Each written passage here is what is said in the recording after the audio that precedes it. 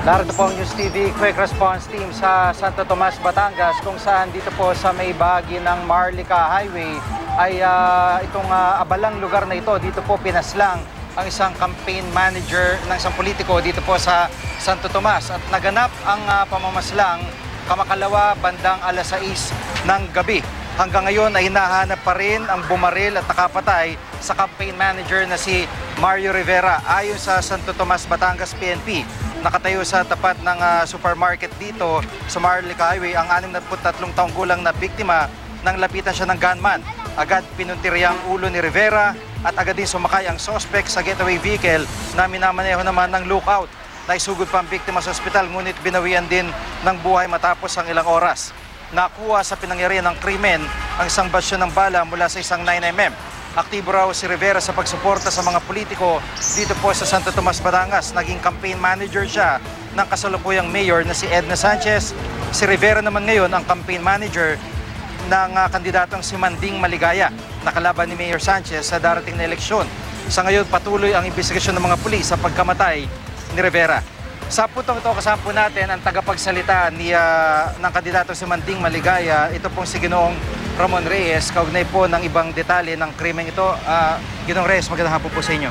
Magandang hapon po sa inyo, Sir Jiggy. Apo, dito po sa pangyari ay kumusta na po? Ina-update po ba kayo ng pulis? Ano po ang angulo na tinitingnan po nila? Ayon po sa kay Mayor Maligaya, ang sabi po ng kapulisan ay hanggang sa ngayon ay patuloy pa rin ang kanilang investigasyon na ginagawa at wala pa silang masabi sa amin kung ano talaga ang kinalabasan ng kanilang investigasyon. Apo, bilang campaign manager, meron mo bang natatanggap na banta itong si Ginoong Rivera o paano po? Ano pong...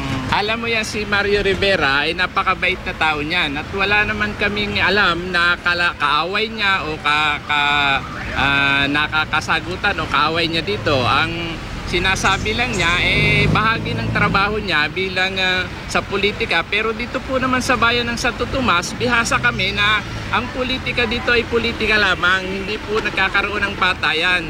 At ngayon po lang kami nagtataka kung bakit nga nangyari ito at kami nabigla din sapagkat hindi namin inaasahan ang pangyayaring tulad nito. Dati ho, kumbaga tumawid bakod na si Ginoong Rivera mula kay Mayor Sanchez, ngayon kay Ginoong Maligaya. So wala ho bang naging away na pinag-ugatan po ito? Ganun naman po sa politika nung siya po ay nasa kampo nung dating Governor Sanchez na asawa po nung kasalukuyang mayor, kami po ang katunggalin niya sa politika at kami po ay talagang hindi naman po kami, dahil alam namin na yung bahagi lamang ng politika, pagkakatapos po ng laban ay kami po naman ni Mario ay magkakaibigan. Ngayon pong pagkakataong ito ay humiwalay po siya sa kampo ng mga Sanchez at lumipat nga po siya sa kampo ng Maligaya. Siguro marahil ay nakikita niya na ito yung karapat-dapat niyang samahan. Opo, at sa ngayon ay ano po inaantabayanan nyo sa panig po ng pulis? Ang inihintay po namin, wala po kaming masabi dito, kundi mag-aantay po kami kung anong magiging resulta ng investigasyon. Subalit patatlong araw na po ay wala pa pong kalinawan, wala pa pong nasasabi sa amin kung ano talaga ang tunay na pangyayari. Opo, maraming salamat po sa pagkakataon, mga paglilinaw si Ginoong Ramon Reyes, ang tagapagsalita po ng kandidatong pagka-mayor na si Ginoong Manding Maligaya. Sa puntong ito, makakausap po natin sa linyang telepono si Police Superintendent Noel Nunez, ang hepe po ng Santo Tomas PNP. Superintendent Nunez, magandang hapon po sa inyo. Magandang hapon po.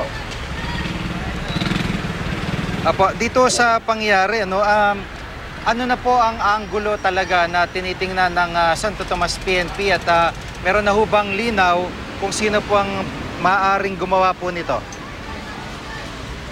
Sa kasulukuyan po sa tuloy-tuloy po yung investigation at tinitingnan po natin kasi meron po na-receive na death threat itong biktima. Ito po sa base sa salaysay na sinasabi po ng kanyang asawa. Pero. Opo, yung pong, yun nga pong, yung death threat po sa kanya ay ano po ang karagdagang impormasyon tungkol doon? Sa ngayon po, yung cellphone po ng biktima is nasa custody po namin at kasalukuyan po natin nasa digital examination po para malaman po natin kung ano po yung content at doon pa lang maaaring makakuha tayo ng deal.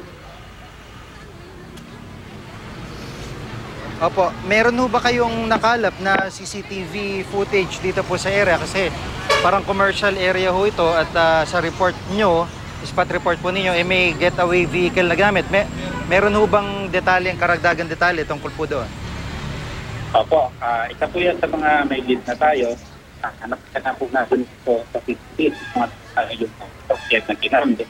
At po yung na rin po natin yung mga suspect. Apo, yung basyo na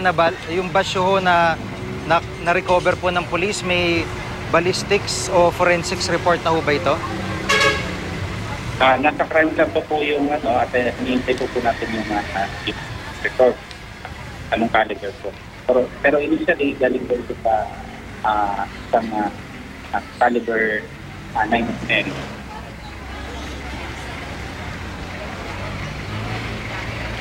Opo, at makikibalita ulit kami sa inyo, si Superintendent Noel Nunez, ang hepe po ng Santo Tomas, Batangas, PNP. Sa puntong ito, makakasampo natin sa linyang telepono si Juvenal Rivera, anak po ng biktima. Juvenal, magandang hapon po sa inyo at unang-una, nakikiramay po kami. Maraming salamat po at magandang hapon din sa inyo. Opo, dito po sa pangyari, ano po ba ang tinitingnan dito ng pamilya at kumusta po ang investigasyon na sinusundan po ninyo? Wala naman po akong ibang nakikitang motibo para patayin ang ama ko. Dahil unang-una, ang ama ko ay naglilingkod doon sa bayan at marami siyang natutulungan mga tao. Yung mga lumalapit kung may problema sa kanya, ay tumutulong ho siya ng bukal sa kanyang kalooban. At yun naman sa investigasyon ng ating pulisya, hindi naman ho sila tumitigil at nakikita ko naman ho ang pagsusumikap na ma-resolba ang kaso. Apo, binabanggit po ni Superintendent Nunez na may banta na sa buhay yung inyong ama. Meron ho ba kayong detalye tungkol dito? Totoo ho yun, totoo, na may pagbabanta sa buhay niya. At yun ho ay ayon sa mga kaibigan ng ama ko. Pero sa personal kong kaalaman ay wala ho siyang sinasabi sa akin. At unang-una ayaw ho niya siguro kaming pamilya na mag-aalala. Opo. Ano po yung klase ng banta na natatanggap po niya? Batay dun sa mga kaibigan ng ama ko na sinabi sa akin na papatayin kita. At meron din ho kaming reliable source na noong nag-meeting daw sa Tagaytay, yung kampo ni Mayor Edna Sanchez, ay meron daw hong sinabi tungkol doon sa problema ng kanilang kampanya.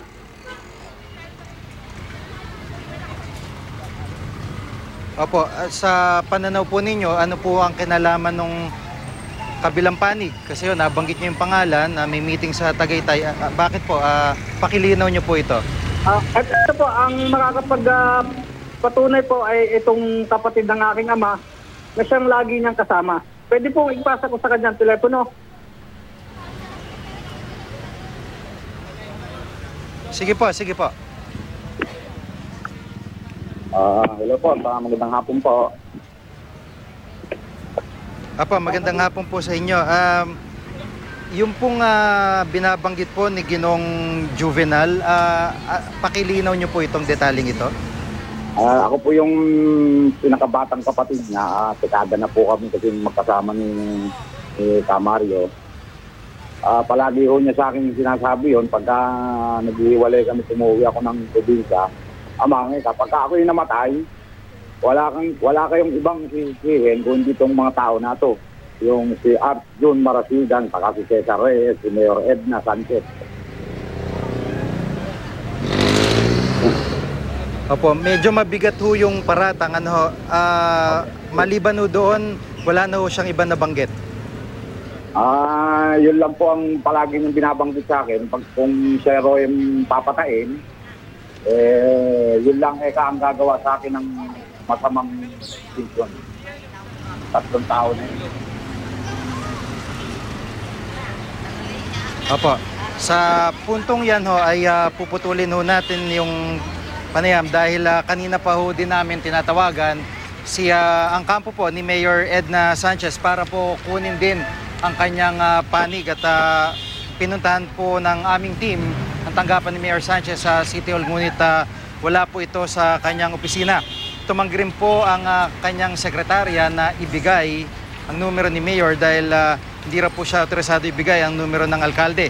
Pero mga kapuso, bukas po ang ating linya para po sa panig naman ng nakaupong alkalde na si Mayor Edna Sanchez kaugnay po ng mga aligasyon ng pamilya Rivera at issue na kinasasangkutan po ng kanyang pangalan.